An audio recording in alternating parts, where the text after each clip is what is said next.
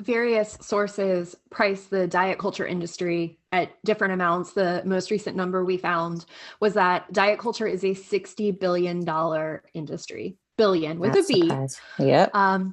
That's a huge amount of influence. It infiltrates every aspect of our culture. When you are working with your clients and you're coaching moms, we can only assume that you have to do a lot of work to fix those cognitive distortions that Yeah. diet culture has caused.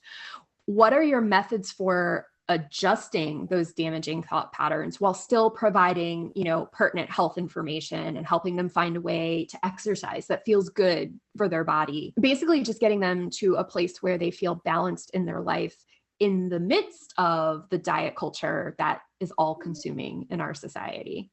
Absolutely.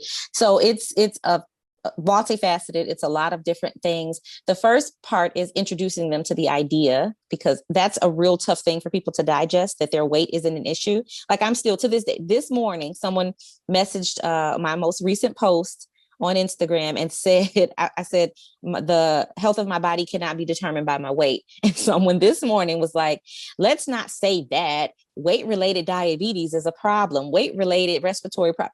And so I literally, you have to constantly defend this stance and this understanding that, like, what you're saying actually doesn't have scientific factual data. You're mistaking relation for causation. Like, yes, there may be a person in a large body who has, worse health numbers, and maybe they are less healthy. That person is, one, not less deserving of respect or love. Let's just put that part out there.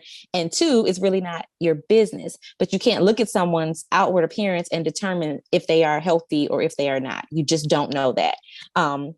So anyway, that the process of unlearning is so hard, but that's where it starts. It starts with introducing them to this concept and this understanding of health at every size. I often refer them to the book themselves. You can literally rent it through the library for free and do it as an audiobook or on your tablet, like, the Kindle, whatever.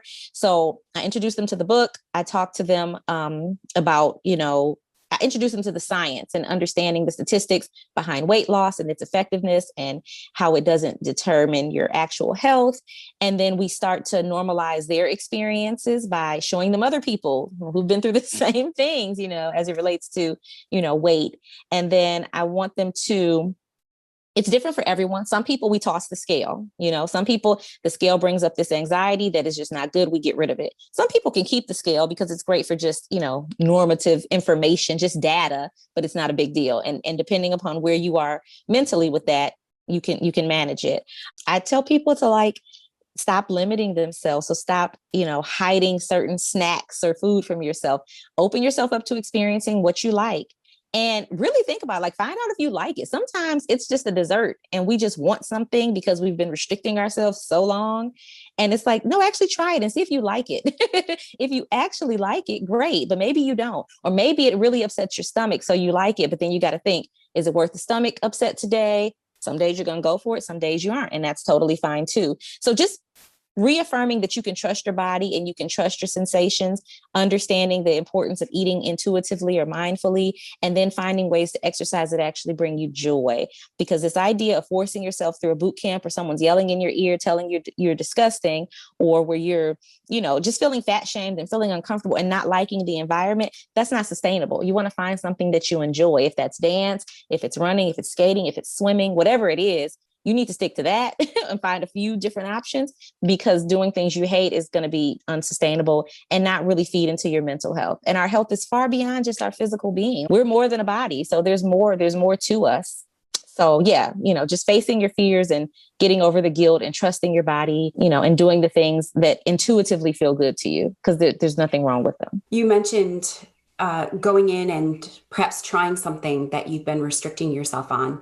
What happens if a mom or a woman looks at you and says, girl, I have no shut off switch? What do you say to that? I say that we believe what we think and what we repeat. So if that is your position, it may be because you've been saying it to yourself for so long. So let's replace that statement with a different type of affirmation. And it might be, I can trust my body. I can trust my body's hunger signals. I can trust my body's fullness signals, and just see. And sometimes it requires you to slow down. I know we're a go-go society, so we, shovel our lunch in before the next client, but slow down, like eat slowly and see, like, do you like it? Does it taste good? How do you feel when you're eating it? How do you feel afterwards? And then make some decisions based on that, not based on, some arbitrary, diet person on TV telling you how much you should have for your body, because it doesn't even make sense. Like, our bodies are innately able to do this itself. We shut it down and we tell ourselves things like, I can't stop it. I'm addicted to sugar. And it's like, no, you're probably not. You've just been restricting it so long that it seems like you got to have it. Dr. Folden, it is such a joy to talk to you. As always, we're so grateful for your time. And as I said before, your energy, your knowledge, your passion, your heart. You are such a bright spot in our world and for moms everywhere. And on Instagram, follow Dr. Folden on Instagram. She's a joy. Thank you. She posts some great stuff. Thank you. The feeling is mutual. I appreciate you both.